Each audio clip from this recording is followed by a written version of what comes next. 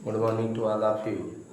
Class 12 का mathematics का एक नवा चैप्टर आपको पढ़ाने चल रहा है। अवकल समीकरण के बारे में पढ़ना है। डिफरेंशियल इक्वेशन क्या होता है।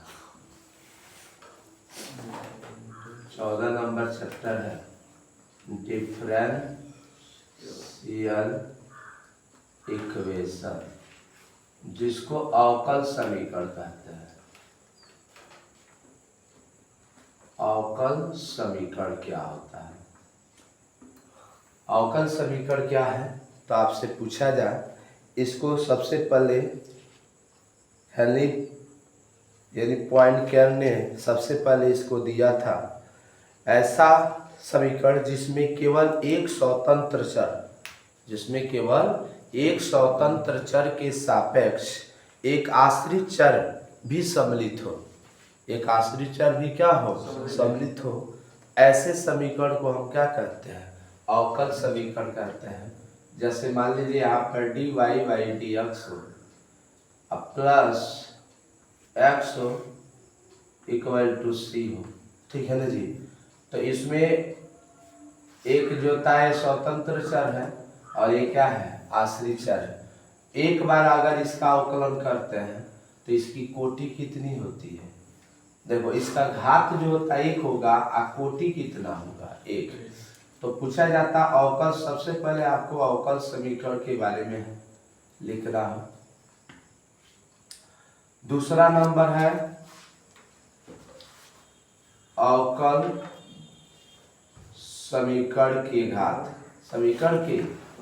घात, और तीसरा है अवकल समीकरण की कोटि।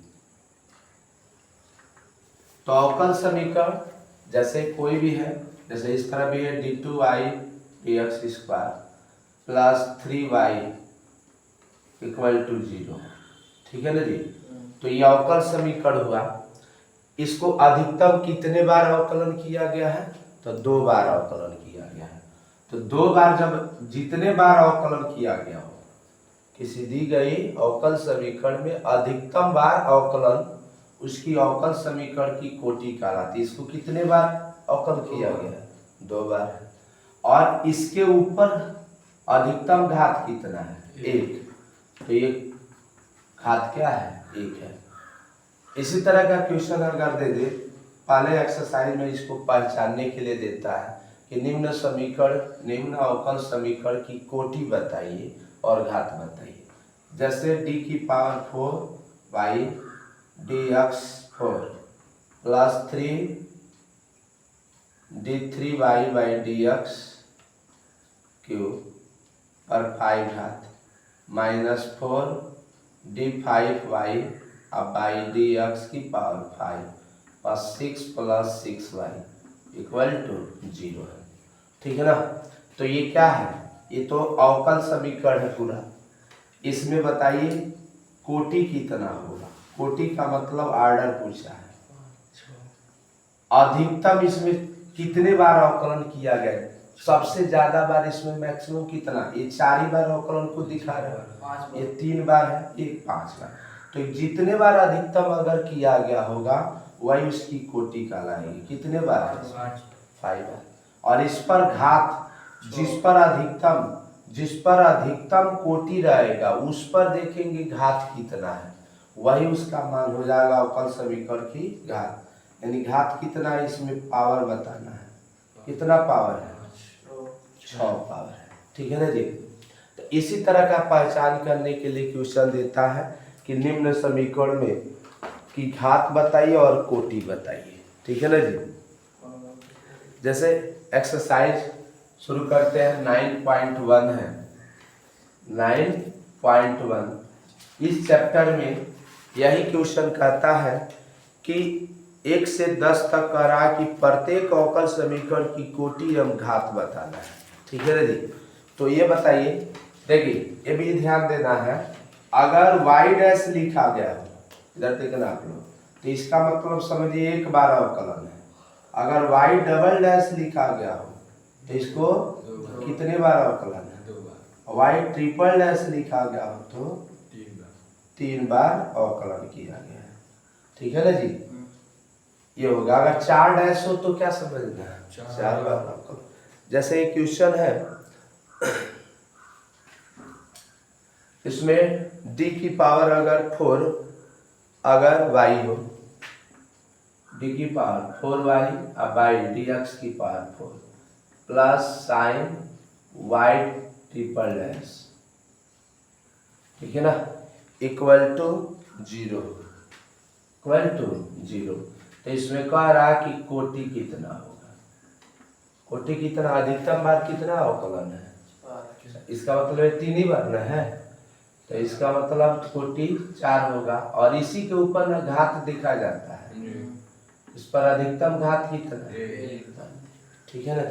तो ये सब पूरा जो 1 से लेकर इसमें 10 तक क्वेश्चन इसी मॉडल का है, कर सकते हैं। एक क्वेश्चन है y dash 2y dash sine y, 10वां नंबर क्वेश्चन लिख रहे हैं इसमें, y double dash plus y dash plus sine y equal to 0। इसका मतलब इस पर कितना बार अवकलन है, 2 बार। तो कोटि कितना लिखेंगे इसका, कोटि 2 हो गया। और घात कितना है, 1, ठीक है ना जी। इसी तरह का विकल्प आप में देखिएगा, बोर्ड एग्जाम की जो ऑब्जेक्टिव क्वेश्चन आते हैं, इसमें यानी ऑब्जेक्टिव क्वेश्चन में 1-2 क्वेश्चन इस तरह के दे देता है, ठीक है ना जी। उसी तरह का अगर 11 नंबर एक क्वेश्चन है, सेमी मॉडल का है, अगर d2y बाई dx स्क्वायर पर कितना पावर है, 3 पावर, प्लस इस पर dy बाई dx का whole square plus sine dy by dx, dy by dx plus 1 equal to 0, ठीक है ना जी। तो पूछा इस पर घात कितना देखते हैं, 3 है। अगर कोटि पूछा होता है तो कितना होता है, 2, ठीक है ना। इस तरह का क्वेश्चन देता है। अब हम कैसे इसको हल करेंगे। अब अवकल समीकरण का व्यापक एवं विशिष्ट है, ये आपको पढ़ाते हैं एक हेडिंग। पहला एक्सरसाइज इसी पर था, अवकल समीकरण का व्यापक एवं विशिष्ट है।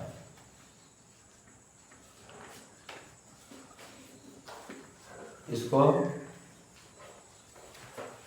जनरल आर एंड स्पेशल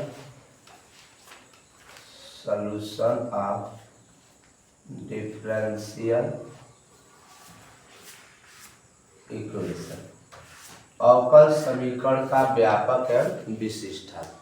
जैसे इसमें क्वेश्चन देता है और उसको हल करके हम क्या करते हैं, उसकी मान निकालते हैं। जैसे मान लीजिए आपको एक क्वेश्चन दिया है, y इक्वल टू, एक क्वेश्चन है y equal to e to the power x plus 1 है, ठीक है ना।